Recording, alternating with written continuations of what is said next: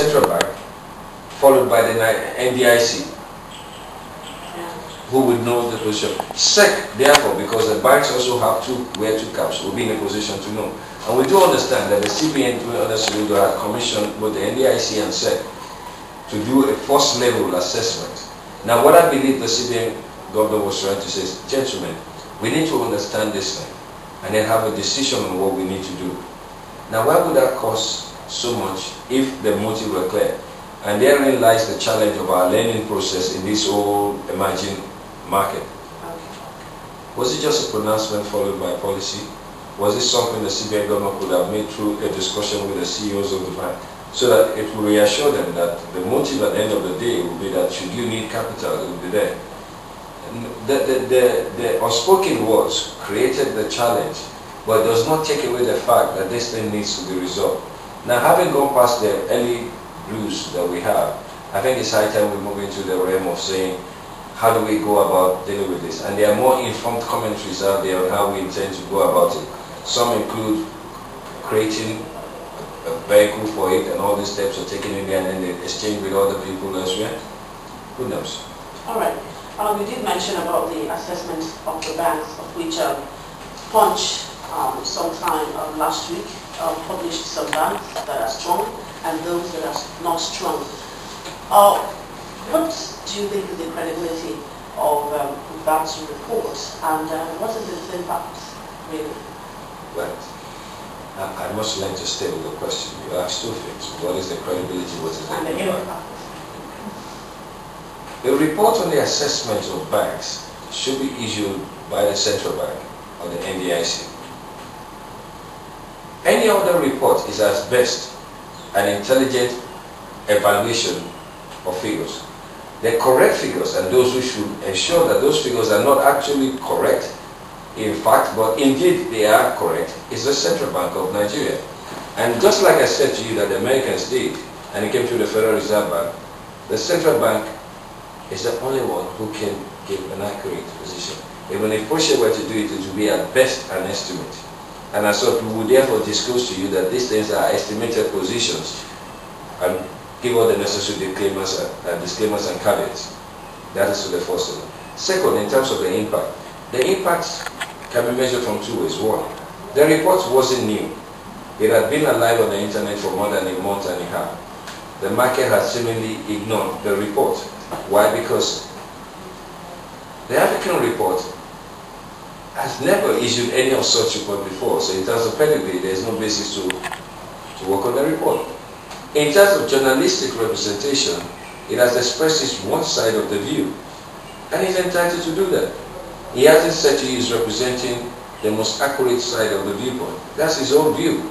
If he interacts with the banks, he's therefore in a position to make such assessments, i.e., when these same organizations, these same foreign magazines, they actually issued out commendation reports to these banks, they were well embraced. And nobody checked their pedigree or concerned about who their pedigree were.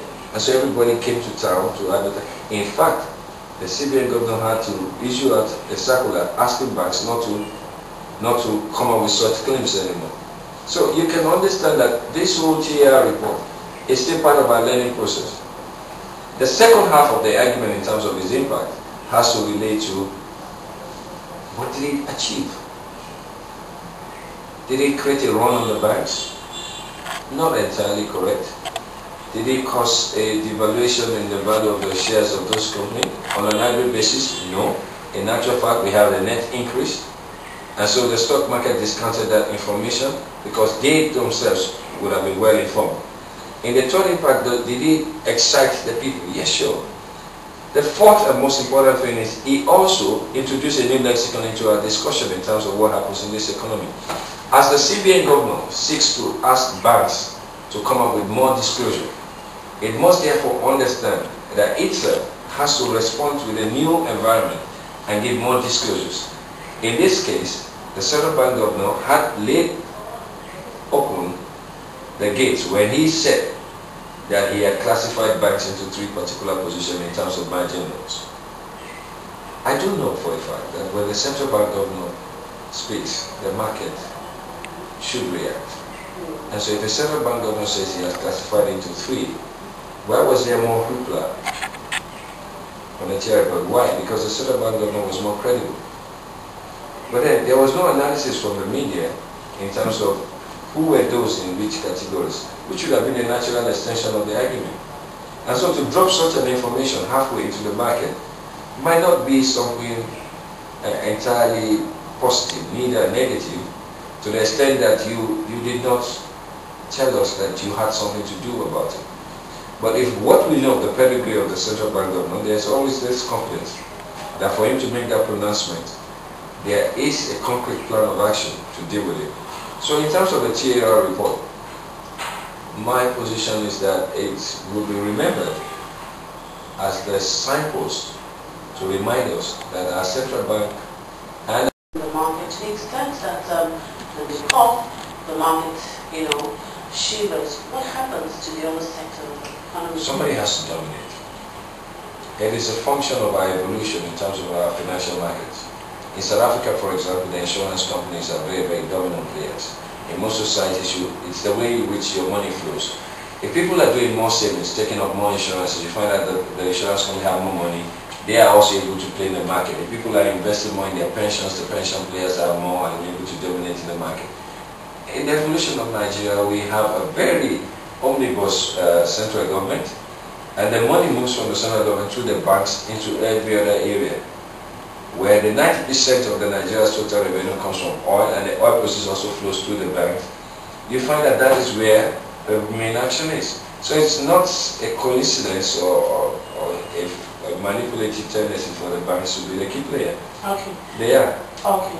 Now the bank debts related to the stock market are quite staggering.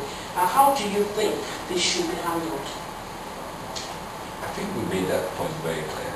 That let us go back to this particular thing, that these debts should be quarantined and then marketed and sold at a discount perhaps to people. It can be convertible, it can be preferential, it can be convertible into shares backdated for people. But it might be quarantined, and I think the CBN is working along that lines, and I think the whole purpose of this action is to identify the significant levels of debt in each of these banks, to be able to aggregate it and understand, can it be absorbed within the system, or is there any other thing that needs to be done to take it out and put it back in there? Okay, well, the NC and CEOs of quoted companies now, I want us to actually look at the way forward, the outlook for the second, half, the other part of the year. Now, the NC and CEO have started by meeting Today? Yes, to seek ways of moving the market forward. Now, what do you think is the outlook, for the second half of the year? I remember what happened, yesterday.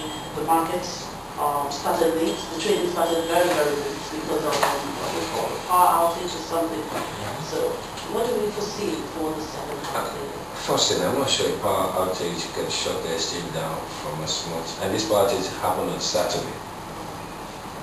I'm not sure it can shut the exchange down until 6:30 p.m. That is about 70 hours at a stretch. We might find some more believable stories, but problems still happen. It also goes back to maybe they should consider their contingency risk management approach in the stock exchange. There might be some issues for them to consider in terms of their management competence to deal with such issues.